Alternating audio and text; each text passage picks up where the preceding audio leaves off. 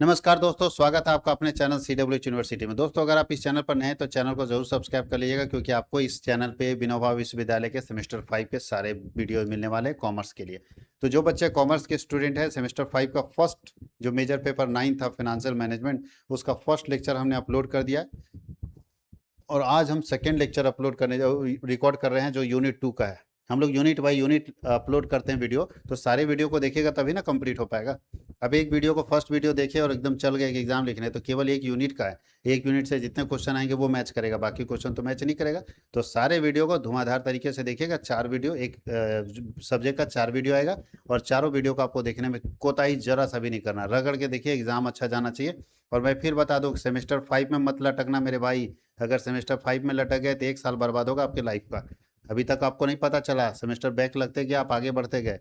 यहाँ अगर लगिएगा ना तो 1 साल बर्बाद होगा। हम आपको बोल रहे हैं, याद कीजिएगा। सर्टिफिकेट नहीं मिलेगा आपको जब तक सेमेस्टर 6 में जब सर्टिफिकेट निकालने जाइएगा, उससे पहले सारे सेमेस्टर क्लियर होने चाहिए, और नहीं हो पाएगा आपका। तो 5 और 6 में मत लटकना मेरे भाई। अगर लटक गए तो गए आप, 1 साल आपका बर्बाद होगा आपके लाइफ का। चलिए शुरुआत करते हैं यूनिट 2।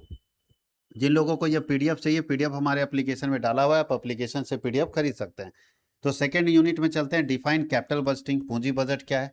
तो बोलता है पूंजी बजट वह प्रक्रिया है जिसके द्वारा व्यवसाय दीर्घकालीन निवेश परियोजनाओं का मूल्यांकन एवं चयन करता है, ताकि अधिकतम लाभ और प्राप्त हो सके। यानी ज़्यादा से ज़्यादा प्रॉफिट कमाने के लिए हम बजट बनाते हैं। कैपिटल बजटिंग क्या है? एक ऐसा तरीका जहाँ पे हम ये चाहते हैं कि हम जो पैसा लगा रहे हैं उसका बजट बनाते हैं। लॉन्ग टर्म में इन्वेस्टमेंट में हम बजट बनाते हैं कि कितना पैसा हम मटेरियल में खर्चा करेंगे, कितना पैसा लेबर पे खर्चा करेंगे, उसको बजट को हम लोग बोलते हैं कैपिटल बजटिंग। और ये बजट क्यों बनाते हैं? ताकि हम अपने प्रॉफिट को मैक्सिमाइज कर सके।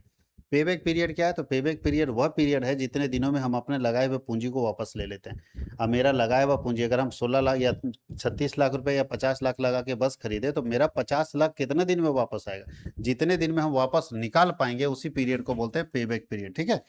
एनपीवी क्या है? Net present value. Net present value का मतलब है कि मान लीजिए 1990 में अगर कोई 1 लाख रुपया हमको देता है, तो इसका आज 2026 में क्या कीमत होगा?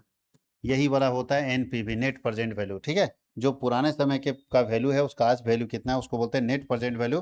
और जो पढ़े होंगे वो, इसमें चूंकि न्यूमेरिकल है, सेकेंड यूनिट में पूरा न्यूमेरिकल है, तो जो पढ़े होंगे वही इस न्यूमेरिकल को बना सकते हैं। एनपीवी निकालना होता है, एनपीवी इक्वल टू होता था present value of cash inflow minus present value of cash outflow. याद रखिएगा।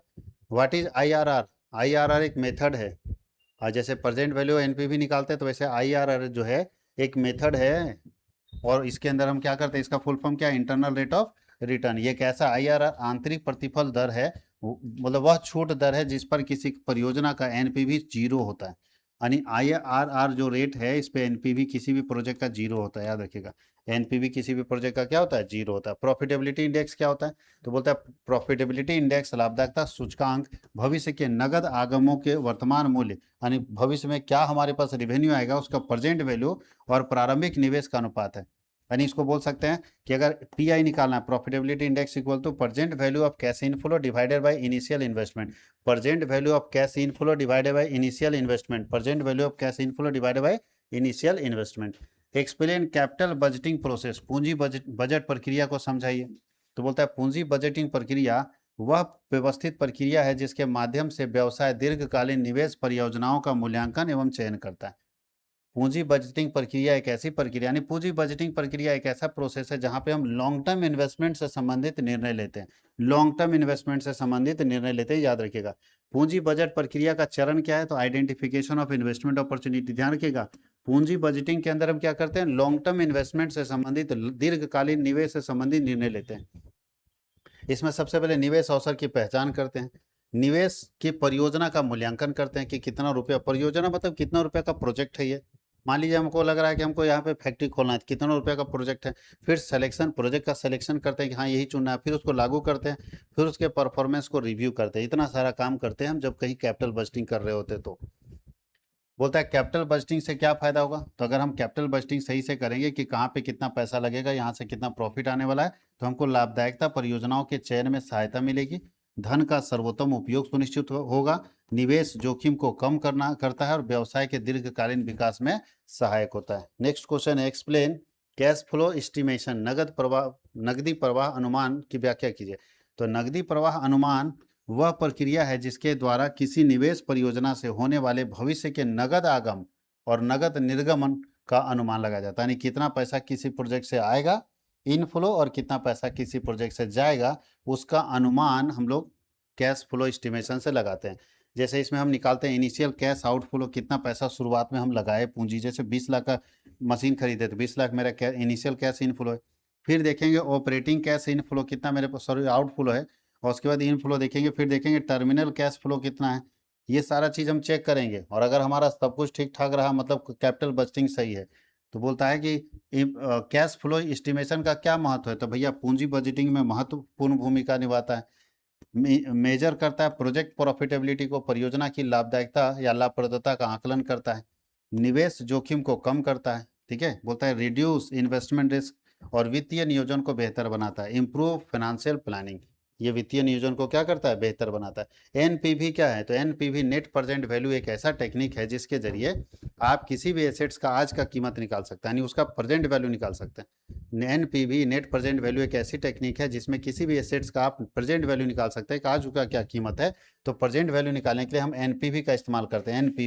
एनपीवी का फॉर्मूला क्या है, present value of cash inflow minus present value of cash outflow. NPV निकालने का फॉर्मूला क्या है, present value of inflow cash inflow minus present value of cash outflow, याद रखिएगा। अब यहाँ देखिएगा, अब अगर एनपीवी एनपीवी जीरो से ज़्यादा होगा तो प्रोजेक्ट को एक्सेप्ट कर लेंगे, एनपीवी जीरो से कम होगा तो रिजेक्ट कर देंगे प्रोजेक्ट को। मतलब अगर हम एनपीवी निकाल लेते हैं और एनपीवी मेरा जीरो के बराबर होगा तो ये बराबर छोड़ दो, पहले जीरो से ज़्यादा होगा तो प्रोजेक्ट को एक्सेप्ट कर लो, हाँ ये प्रोजेक्ट फायदेमंद है, लगा देना है। अगर एनपीवी जीरो से कम होगा तो रिजेक्ट कर दो प्रोजेक्ट को, ना भैया इसमें पैसा नहीं लगाएंगे। अब कोई हमको बताया कि हाँ 300 करोड़ का फैक्ट्री लगाना है, हम लगाने के लिए तैयार हुए, लेकिन एनपीवी जब वहाँ का कैलकुलेट करके देखते हैं जीरो से कम है एनपीवी, बोलो ना भैया यहाँ रिजेक्ट करो, कोई प्रॉफिट नहीं होगा। और अगर एनपीवी ज़्यादा होगा जीरो से तो एक्सेप्ट करो, और जीरो होगा तो मे बी रिजेक्ट और मे बी एक्सेप्ट, या तो रिजेक्ट करो या तो एक्सेप्ट करो, कहीं कोई दिक्कत। एनपीवी विधि का फायदा क्या होगा, तो बोलता है यह मुद्रा के समय मूल्य को ध्यान में रखता है, यह परियोजना की वास्तविक लाभप्रदता बताती है, यानी एक्चुअल प्रॉफिट बताएगा, यह सर्वोत्तम निवेश परियोजना के चयन में सहायता करेगा, यह शेयर धारकों की संपत्ति को अधिकतम करने में सहायक करेगा।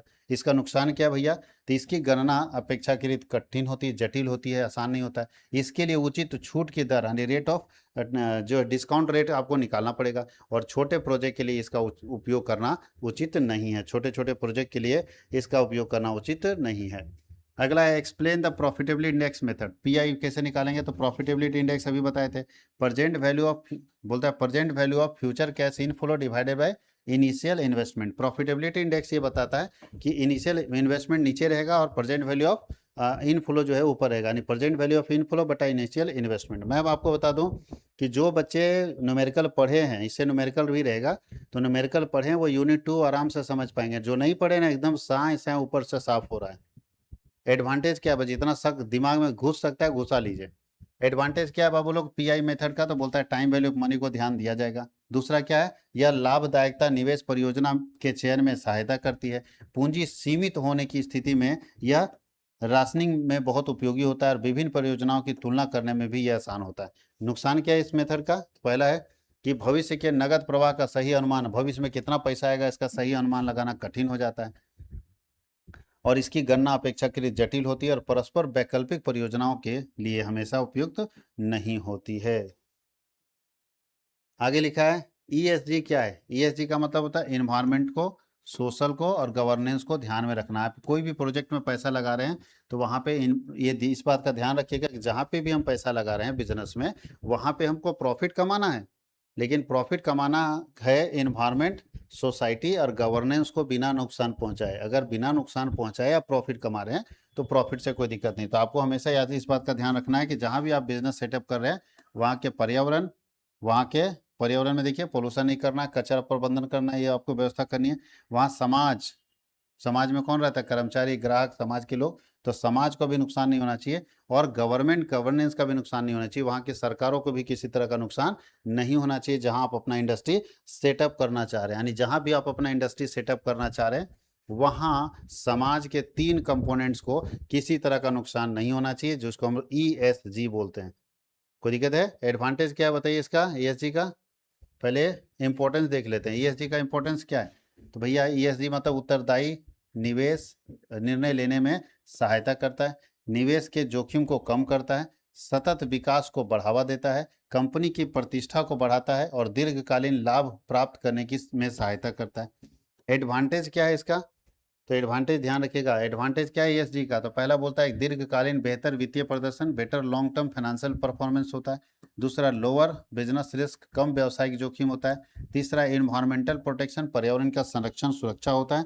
और चौथा social welfare and ethical business practices होता है, यानी हम वो वैसे काम करेंगे जो सामाजिक कल्याण और नैतिक व्यवसायिक जो है व्यवहार को प्रभावित करता है। तो ये हम लोगों का यूनिट 2 था, सेकेंड यूनिट। हम लोगों का वीडियो कोई भी 10 मिनट 15 मिनट से ज़्यादा का जाता नहीं है, तो आप 10-10 मिनट का वीडियो है, 4 वीडियो धूम मचा के देखिए सारे वीडियो को, और ज़बरदस्त प्यार दीजिए। अगर आपको अच्छा लगता है हमारा वीडियो तो जरूर कमेंट सेक्शन में अपना राय लिखिए। मिलते हैं हम लोग नेक्स्ट यूनिट के लिए।